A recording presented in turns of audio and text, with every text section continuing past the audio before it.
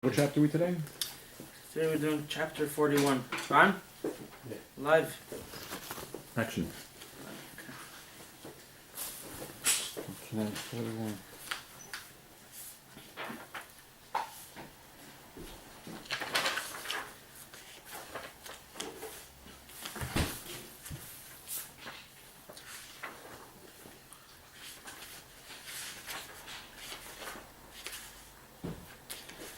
There was a gentleman lived about 100 and so years ago Okay. in Russia. Then there was a draft law. Talking about it's still in the end of Tsarist Russia. So there was a draft law. Everyone had to appear for the draft. It was like in Israel. The difference was that the army in Russia was not the best place for a Jewish boy for many reasons. Physical and spiritual wasn't the safest for his body or for his soul. Yeah. And Jews did whatever they can to exempt themselves of the service. So there was one gentleman who had connections. He lived in a town called Disna. He had connections to with high-ranking officers in the army, and the Rebbe Rashab, which is the fifth Chabad Rebbe, the father of the previous Rebbe, who had actually yeshiva. So he had a lot of young men in the draft age. He would refer many of his students to this guy to help them out. He was a chassid of his. Which And city was this again? that's a little town. Hmm. I'm not even sure which part of Russia. The Rebbe Rashab once called over one of his students, and he told him, it came the time for him to get married. If you know Chaim name? No. He comes here from married. He knows this gentleman. He knew him. He knew him as an older man. Just to Right. be able to. It's someone that someone that was alive, passed away. He must have been very old. In 1980, Huh. I think around then he passed away. He lived quite an old age. His name was Aaron Yosef Belenitsky. Yisrael Noach Belenitsky.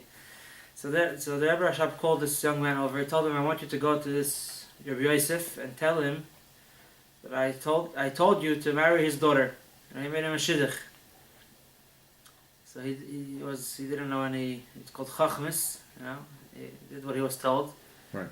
And he says, he comes to Alexander, he says, "Rabbi Yosef, the Rebbe told me, the Rebbe sent me, the Rebbe said I should get married to your daughter." So, So, hi. What time is the Rebbe coming? about 9. Thank you. The Rashab was born in 1860, by the way. Yes. No. Yeah, 1860, that's right. He died in 1920. Yes. In Russia. So so he sees a guy. He says, here's what the Rebbe told him. So I wanted to find out a little bit about him before he gives him his daughter. So he got up and he said, "Okay, I'm gonna go ask the Rebbe." On Shidduchim, you have the references. So he went to the Rebbe Rashab. The Rebbe Rashab told him, "I'll just tell you in a sentence what this boy is. When he's in a closed room, with no one watching, he has the same fear of heaven, the same Yiras Shamayim as when people are watching. Someone that really feels the presence of Hashem. If he has the same fear of heaven, indoors and outdoors, which is really this is the basic topic of chapter 41 in Tanya, which is one of the, if you may say so, one of the most fundamental chapters in the Tanya, chapter 41. It actually speaks about what the Tanya calls the beginning of divine service and its main aspect and its root. We're talking about Kavanah. That's the topic, the general topic of these chapters. Shouldn't this be chapter 1? Huh? I mean, shouldn't this be at the very beginning? When I read the Oh, it should be chapter 1, you said? the invitation and I saw Bittul as the foundation, That's right. I got immediately. It woke me up. I got excited, and then I thought that fundamentally, why isn't it like early in the Tanya? Earlier because on. like any building, they start with an excavation, and pilings and all that type of things to make the building get high? It's a very good question, and I'm just curious. no, good, excellent question. And the truth is that the Tanya, like we said many times, is divided to two general parts. We said the long short way and the short long way. Okay. The short long way is the way, when someone is someone wants to start serving Hashem, but if you're gonna take him through the long route, he's gonna give up. So you have to give him some sort of a quick fix to get him on track. And that was the first half of the Tanya. Okay. I would say divided to three. The first part explains the anatomy of the soul, the Jew, the animal soul, just to know what's going on. The second part is how to, and that describes the battlefield between the Yetzer Tov and the Yetzer Hara, the animal soul and the godly soul. Okay. The next part is basic battle strategies for the beginner, and now we're beginning the idea of Kavana, which is battle strategies for the more advanced fighter, which actually they take longer to implement, but they have a long-lasting effect. And so now that's why we begin with the emotion of fear, not with love, although love is sometimes more pleasant. The idea of fear, of bittul, or known as Kabbalah, accepting, taking on the yoke of heaven. But bitul means nullification? Yeah. Yeah. Of the ego, like? Of the... Of the ego, of the Nefesh HaBahamis, whatever name. It comes in many... Right. Comes in many variations. That's the trick. It's the Yetzer Hara is called the master of disguise. In Yiddish, it's called the Kluginker, which means he's very wise, very shrewd. Kluginker? Kluginker, Sounds German. like a smart aleck, Oh. basically. But he's a smart aleck that you don't realize, but his smart aleck is very, very good at what he does. The Baal Shem Tov once said that if only we would fight the Yetzer Hara with the same enthusiasm he fights us. So that's why when we are getting into that topic of cultivating feelings towards Hashem, we begin with the foundation, which is bittul. You expect of someone such a level when he's in the beginning, it could throw him off. If you think about it, it's like you expect a child, to know how to read when he comes to 3-1K. It's not, It's very nice. That's the real way to do things. Without that, you can't. But you have to first let him feel.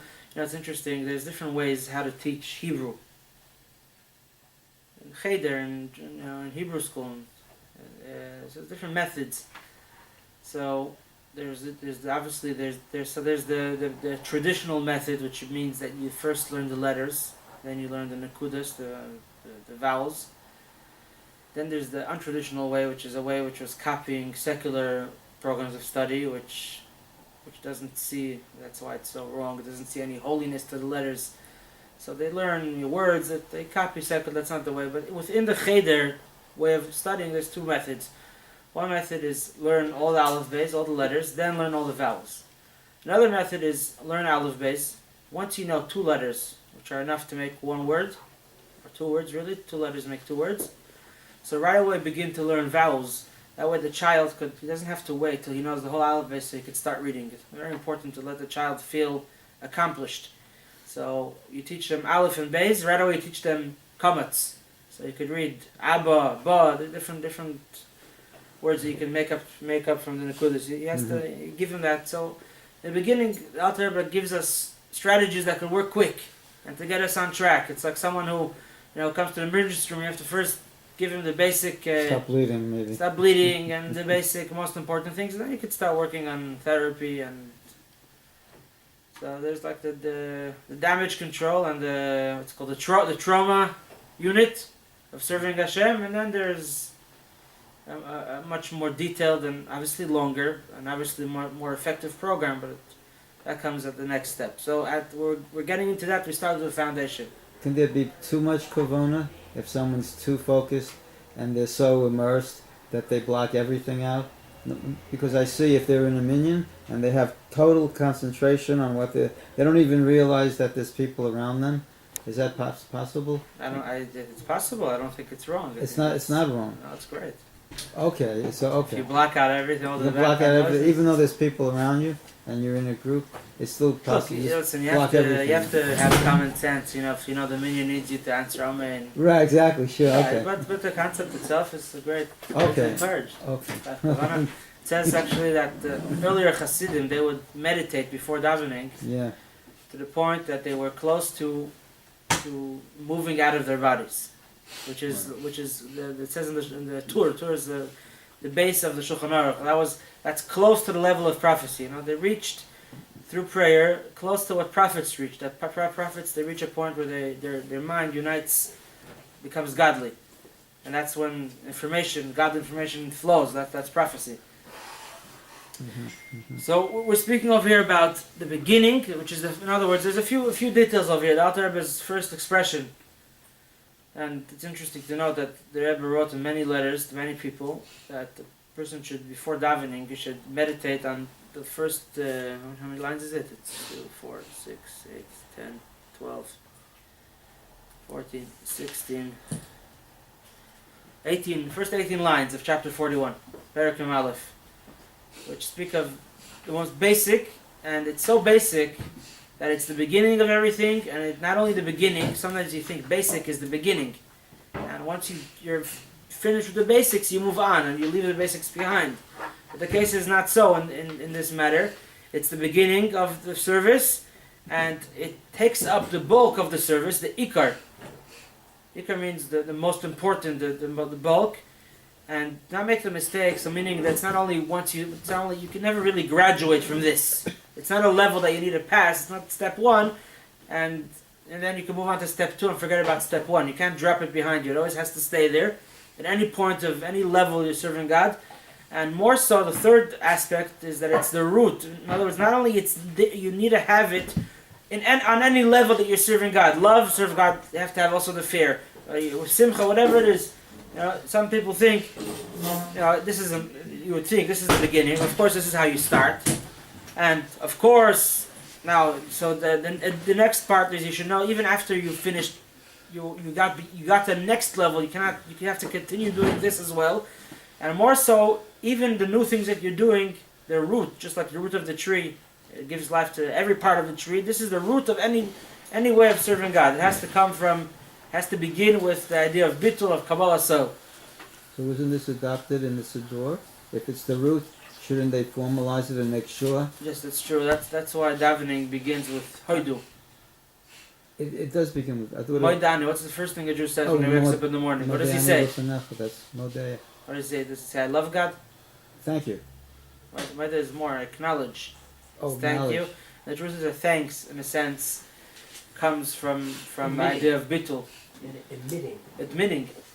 When you thank someone, you are acknowledging that what he gave you, you would not have gotten any other way. Especially when you're thanking God. So the moida is the idea of bittul. That's the first thing a Jew says when he wakes up in the morning, and in davening also you begin with that concept of acknowledging that God, accepting God, So God's kingship. Ashrei Yoshvei is the beginning. Asher Shvei is That's afterwards. in the after. That's mincha, later. right? That's mincha. Because all prayers actually They start with like a praise. that praise is something else. The praise is the next step. Oh, okay. First step is bittul. Mincha and Ma'ariv are kind of bank on the beginning of the day. That's why you don't have to say again the moida, but the first prayer of the day begins with the idea. So that's the fundamental starting point. That's right. Not only it's the starting point, it remains to be the bulk of serving God, and it's the root of any other aspect of service of Hashem, whether it's love or joy. There always has to be the element of the fear of the Kabbalah, so the yira. But Modeh is thank you, no? Thank you, which but also means I admit and I acknowledge. The truth is that they're not. They really are two sides of the same coin. Mm-hmm. You thank someone who gives you something that you don't deserve. I mean, we say thank you also as a matter of manners, you know. But the true meaning of thanks is, you don't thank. When the teller in the store thanks you for paying $1 for the bagel, doesn't really have to say thank you. if you want to, if you don't want to pay, then give back the bagel. So But that- that's how we say thank you, and just as a, it's nice. You should. so that's only the But that's not the true English. meaning of thanks. That's only the English interpretation. No, there's a also the better- Hebrew. Also in Hebrew, it's not. Oh, in Hebrew it's thanks? No, we use the term thanks also when people give us things that we deserve. But acknowledges... But the real meaning of thanks is when you thank someone for something that he gives you on his own free will. He doesn't owe it to you. And when you're in the position of the receiver, and you need him, and someone gives you a gift, that if someone in the store doesn't say thank you, it's not a big deal. But if someone gives you a gift, they don't say thank you. That's already a little more chutzpahdik. Mhm. It's not only not mannered.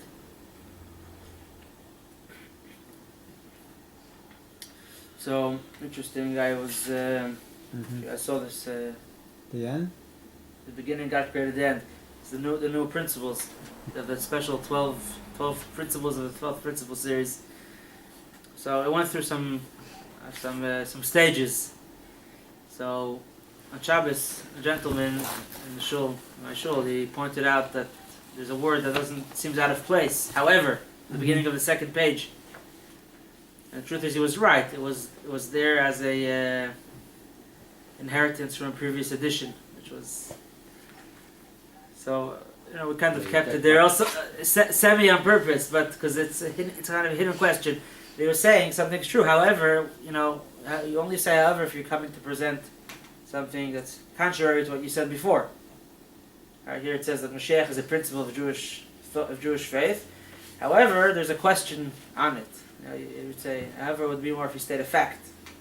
Or however, not everyone agrees. So when you say the word however, it usually means that you're coming to change a certain perspective that you had previously. So Tanya writes however twice. 2 chapters begin with the word however. Biram.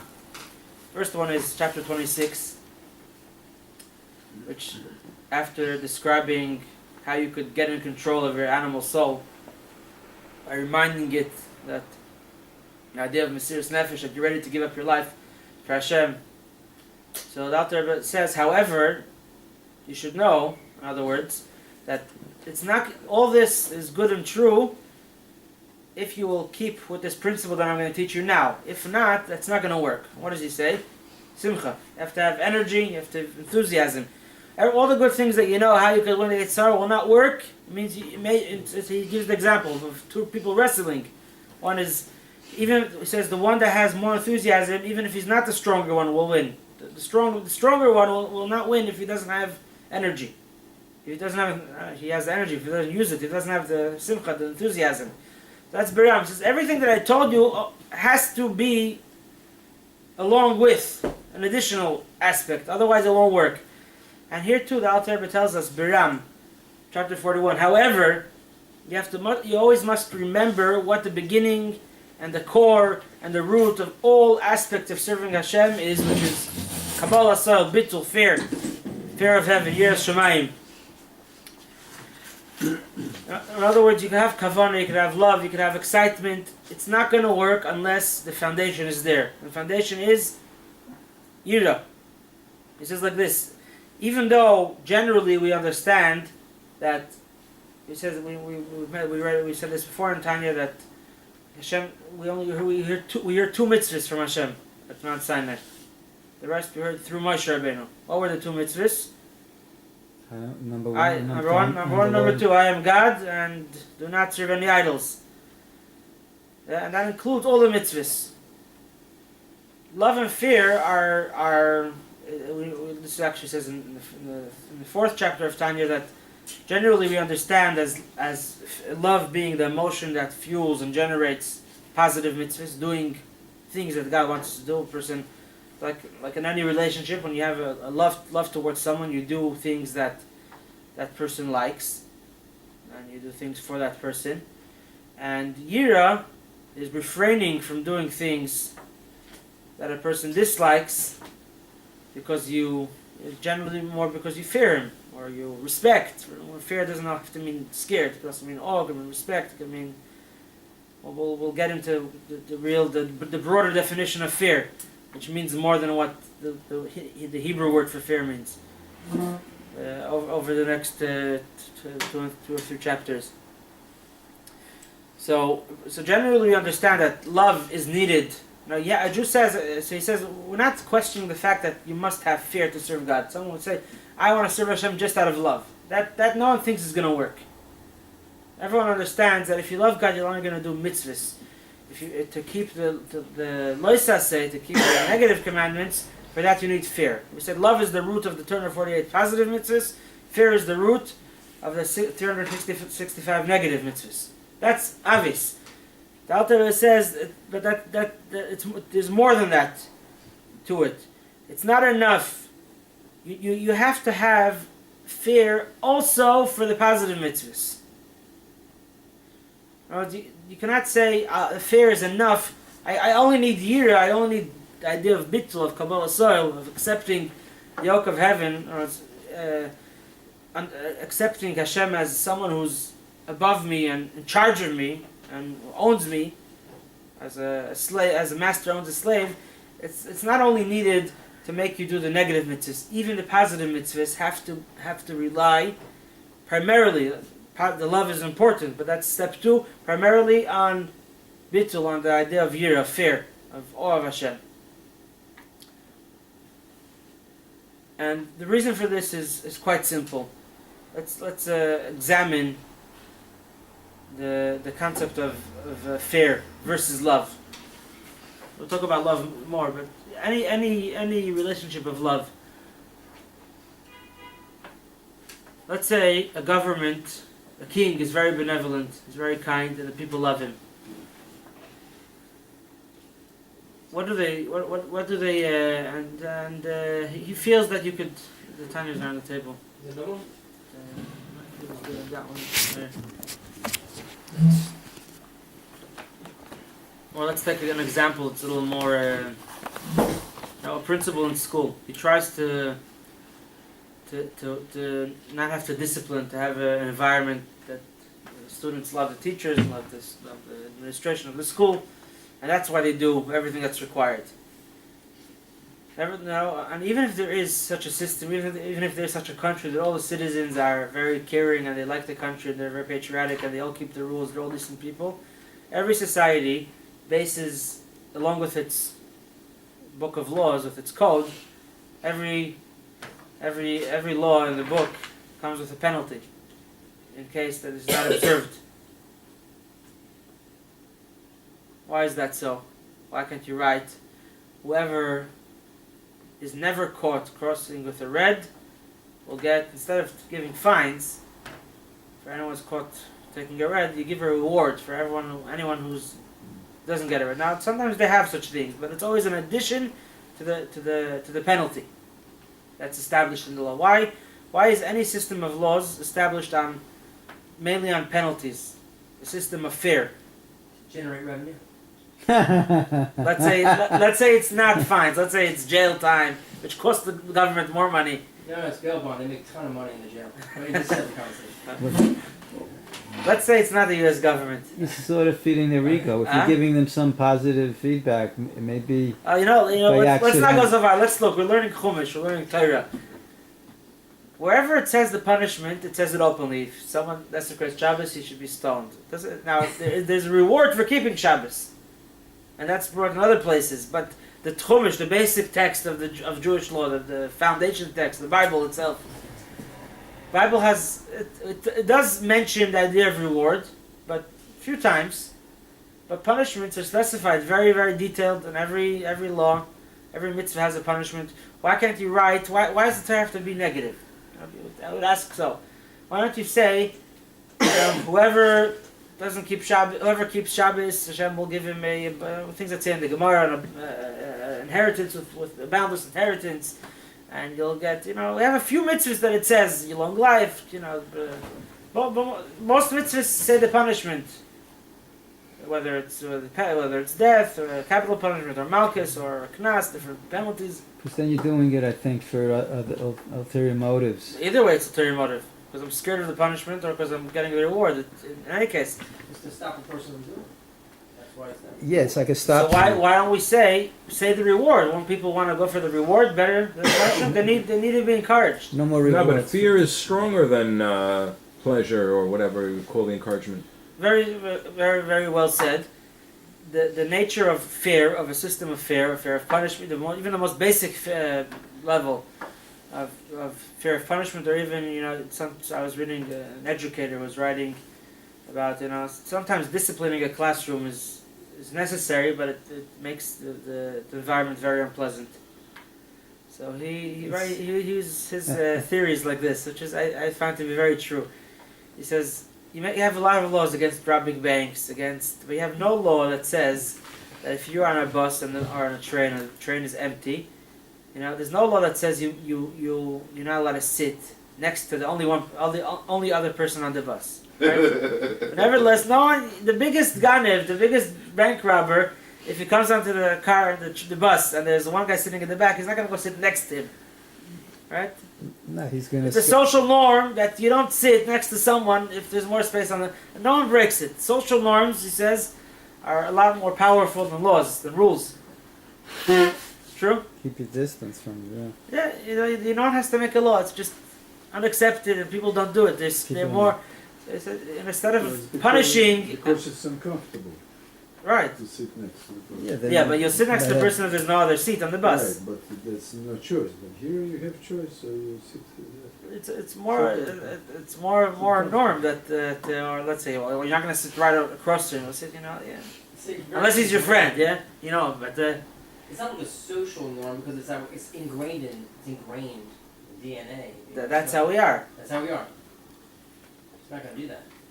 So he says you have to create this. So people won't do things even if there's no laws. As if it's considered odd, no one's gonna do it. You don't need a law against it. So if you create an environment in your classroom that it's odd, whoever speaks in class is just doing something weird, then the biggest troublemaker is not. It's not a law. It just doesn't want to feel weird. So they have to create norms. But anyway, the reality is you need the laws. And why is it so? Because one of the differences of and that's also actually a certain type of fear, by the way. It's a fear of feeling and looking awkward. Yeah. It's not because people love feeling in. People are scared to feel strange. So the basic foundation for any system of laws, any system that a person has to be kept at all times, is there has to be something constant. The what do you call it? The incentive to keeping the laws has to be an incentive which is true in all times.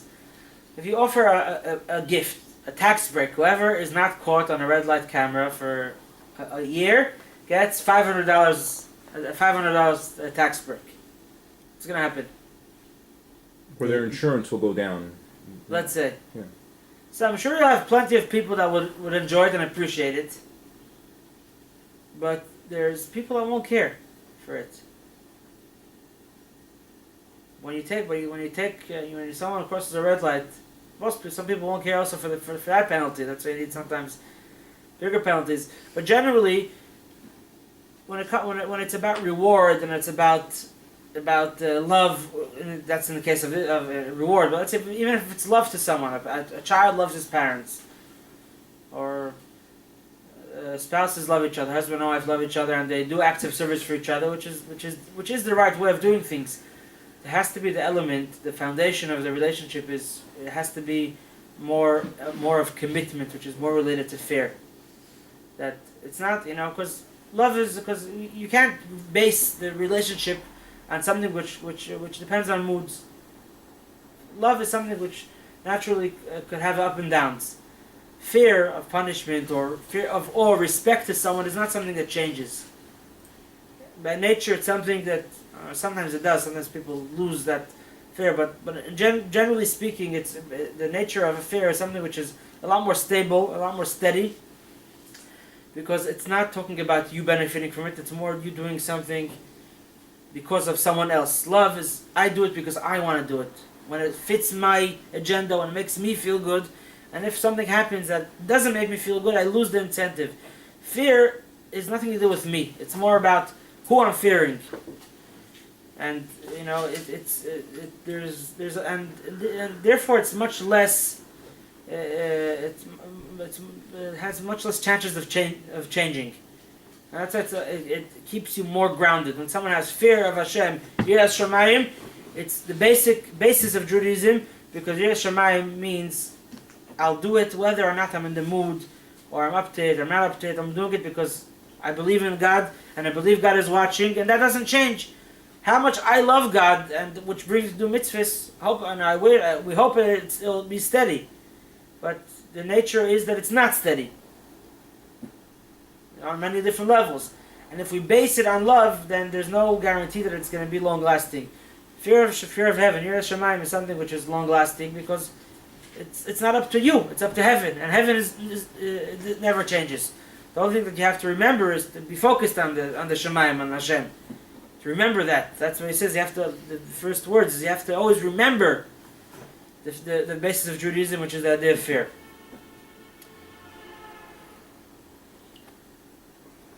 And what is it that you have to remember on a constant basis in order to retain a constant Judaism, a constant steady feeling which will drive you to do mitzvahs, to do Yiddishkeit?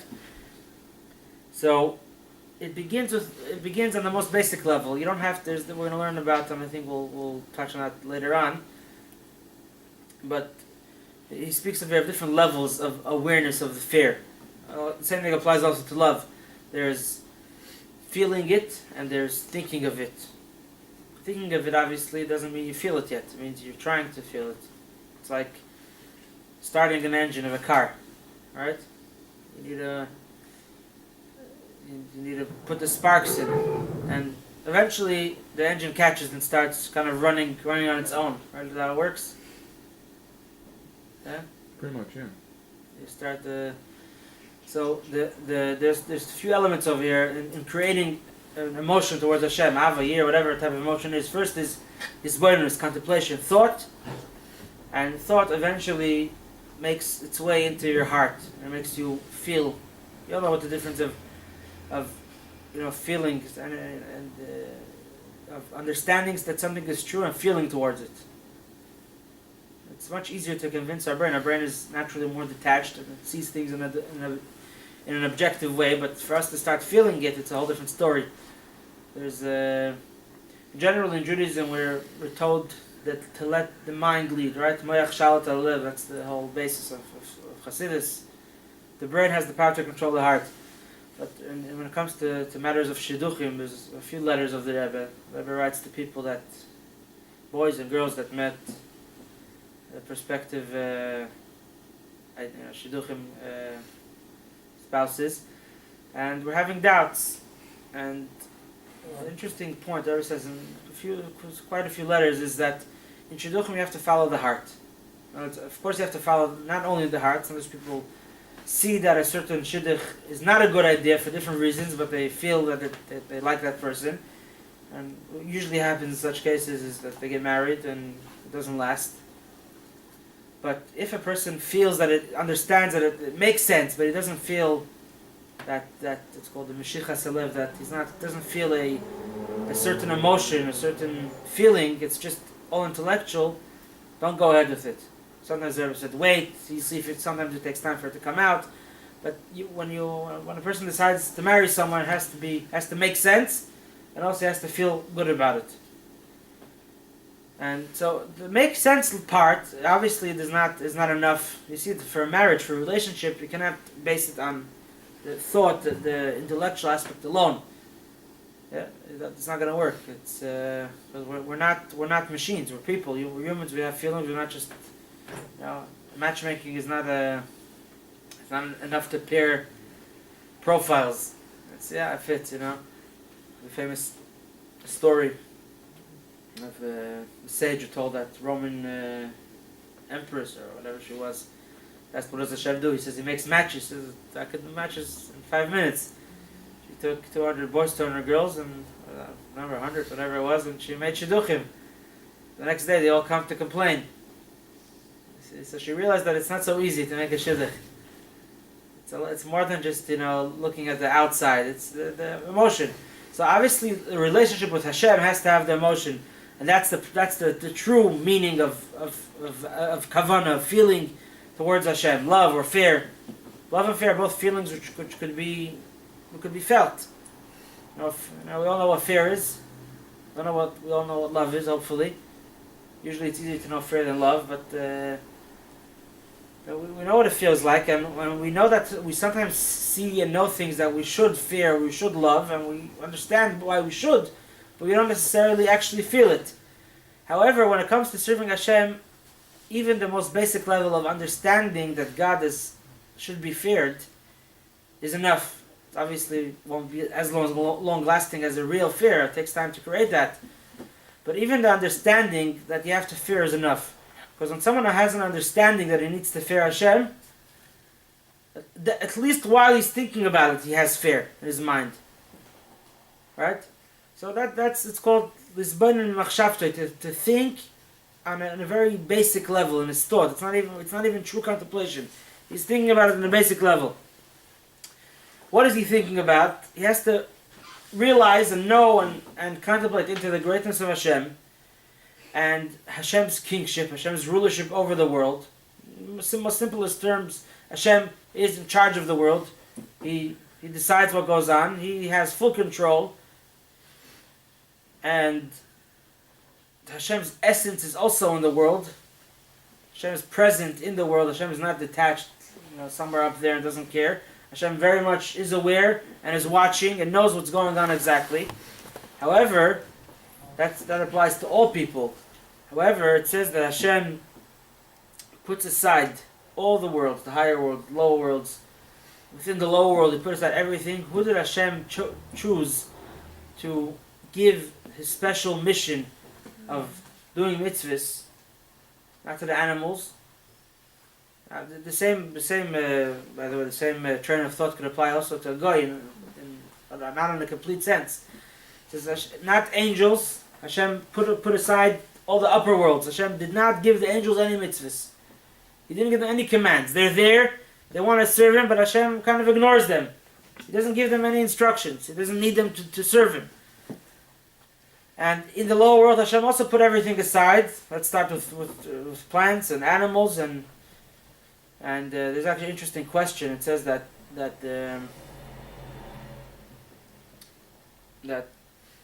Hashem commanded on the third day of creation. He commanded the trees that the bark that the bark should taste like the fruit. And I don't remember exactly what it was, but there was something. It says that the trees did not listen to Hashem, and they were punished with something else. Well, let's take the story of the moon, yeah? Sun and the moon. Hashem told both of them to shine. The moon came to complain to Hashem, and Hashem punished them. And Hashem said, "Go." There's a concept that it's mentioned a few times that in the beginning of creation there were things in the world other than human beings that disobeyed God's will. And God punished them. So the question, what do you mean? How did the tree disobey God's will? The tree never has freedom of choice. So a few answers. One of the answers is that man was created from the choicest of the whole earth. Man kind of contains in himself the whole creation. And before man was created, there were grains of free will and understanding which were in other creations and other creatures. This happened before man was created. Before man was created, the tree was able to refuse God's will and listen to God. They had a certain element of free choice. And when man was created, it was removed from all of creation and given to man. Man is the only creation of Hashem who God rules over. We don't say that a king is a king over beings and over animals. Right? Who's a king? A king is only a king over humans who have a mind of their own and have to subjugate themselves, like the idea of Kabbalah in Judaism. The concept of the king does not begin. God did not appoint the king. You know that, right? What's the mitzvah of the king? God didn't say. The people have to pick, like on Rosh Hashanah, right? Put it exactly. Same with Hashem. You should appoint the king. The king should become. You should find him and look for him and appoint him.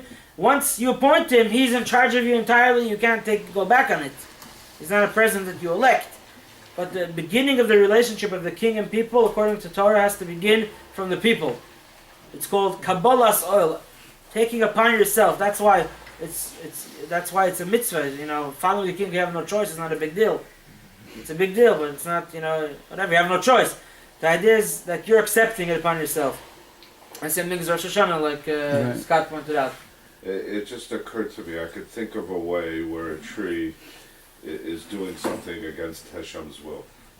If hypothetically someone spilled water by a tree and told the tree, don't use this to grow, it's Shabbos. And the tree decided to use it as nutrients. Do you think the tree has the the ability to refuse? If someone goes waters a tree on Shabbos. I don't know. If someone wants to go cut an apple off the tree on Shabbos, it says when Mashiach comes, the tree is gonna announce, is gonna say. Scientifically, I could show you trees are intelligent. It could They be intelligent, communicate but I don't with think each they other. have free will. I don't know. They have- There are even plants that would like eat other living things, like a Venus flytrap. It eats flies. Right, but So- I don't think it has an ability not to. That's the way it's programmed by Hashem. And a tree, it can't stop itself from taking water on It was Shabbos. just a theory. No, it previously before the creation of man, according to this explanation, the ability, the power of willpower, the freedom of choice existed in other forms of creation. But in any case, what were we saying? So Hashem, only the king rules over people who have an ability to disobey him. That's what creates the relationship of a king or a slave and a master. You know, you don't call yourself a master of a cow or of a donkey. You're owner of a cow or a donkey, but you're a master of a slave. Slave is a human being. He has a mind. They can plot. Huh? They can plot. Yeah. They can plot to kill their master. They do. They have done it many They do, times. yeah. And you have a faithful servant, you know. So that's the idea of the concept of Kabbalah soil. The idea is to accept. And how do you accept it? You have to describe to yourself. This is this meditation. Now, from now on, we're going to be learning many types of meditations in Tanya. Meditation is the right word because precisely it's more contemplations. In other words, exercises of things to think about, and you have to think about it, not just once or twice. But it says, realize that Hashem created the entire world. But who does Hashem call himself king? He calls himself king of Israel. Koyam Hashem Melech Yisrael, the king of Israel and its redeemer.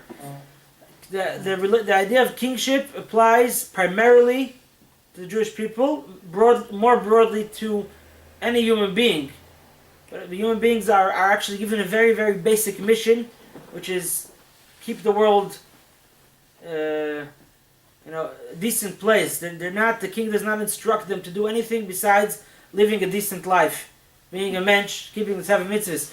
Who has the ability who's the king sent on his missions? Who are the kings, those that the king appreciates the relationship with them by giving them more and more commands. When a simple person gets a command of a king, there's a lot of awe involved, there's also a lot of respect. You feel very much respected when the king is interested in you, doing different things for his sake.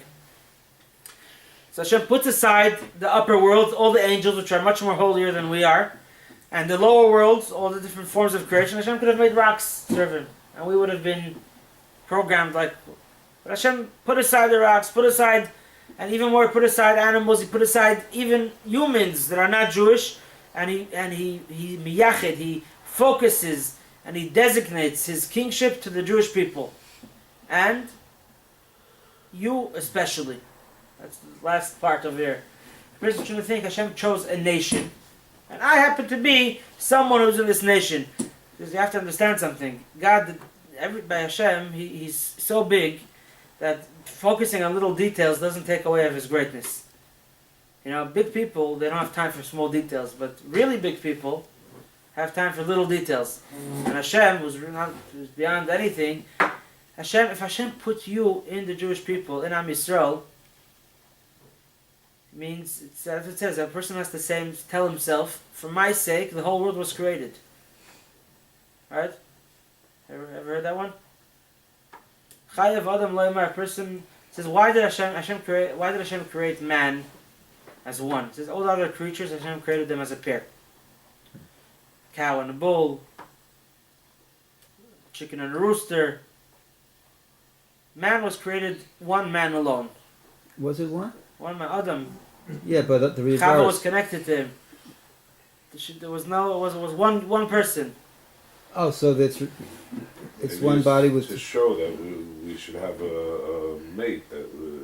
Well, Hashem created us without not needing a mate or We whatever. have- We didn't have the concept of a mate is One it's neshama, another person. We need two halves to. That only came later. Why couldn't Hashem create Adam and Chava in the first place? Why did He have to create Adam alone and make Adam feel bad that he doesn't have a mate, and then separate her from him, make that surgery? That's my Why couldn't Hashem create them like everyone else, He would have never man and woman? eaten from the tree by himself. He would have followed orders like a good soldier. He wouldn't listen to That's my whole point. He created as one, so that we understand that we're one soul. That's true. I'm saying that we should understand that when we do find a mate, we should understand we're not just two separate people. Right. Okay, good point. But the Gemara explains like this. Gemara says, therefore man was created alone. Because a person has to realize that he's a full world. The whole world, he has in him. Adam, Hashem created one man, and from him the whole mankind came. And someone who saves one life, he saved the whole world. Someone who destroys one life, he could have destroyed an entire world. God forbid. So man was created alone for him to realize that God did not create him as part of a group. God created a group. The group is called Am Yisrael, and every member of this group was put there deliberately on purpose, and it will not be complete without him. It's like, think of yourself as a wedding. A wedding has a chas and a kala, relatives, a caterer, a musician. You have a lot of people that are part of the wedding, but there is one person in the wedding that if he, what happens if the rabbi doesn't show up to the wedding? You find another rabbi. What happens if the musician doesn't show up? So you you get a DJ. But if the chas and a kala don't show up, The wedding's not you happening. get another kala. It doesn't work that way. A person has to feel that the whole world was created for him. For him means that the whole world depends. If he does his job, then the whole world keeps going its way. If not, it's true that you're part of a group and there's other people in the world also. But you have to see that your specific mission is something that only you could do. No one else could do it for you. Until you do it, the world is not complete. And you have to realize that when Hashem says He's king, He means first and foremost your personal king. Then He's king of Am Yisrael. Then He's the king of human beings. But it all begins with He's your king. It's a very personal, very, very, very. The kingship of Hashem is directed at Am Yisrael in general and on yourself specifically. And everyone's got to think this.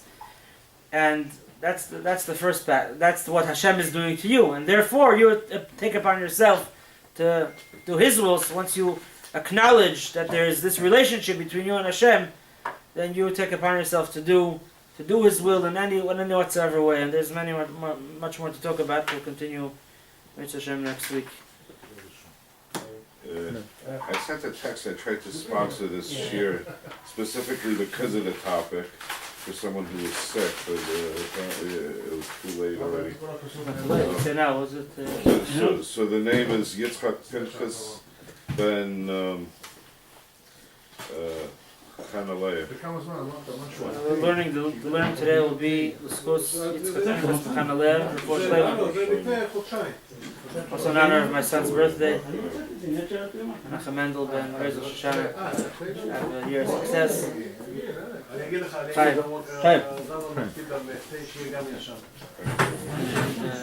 Stop now. It's still running.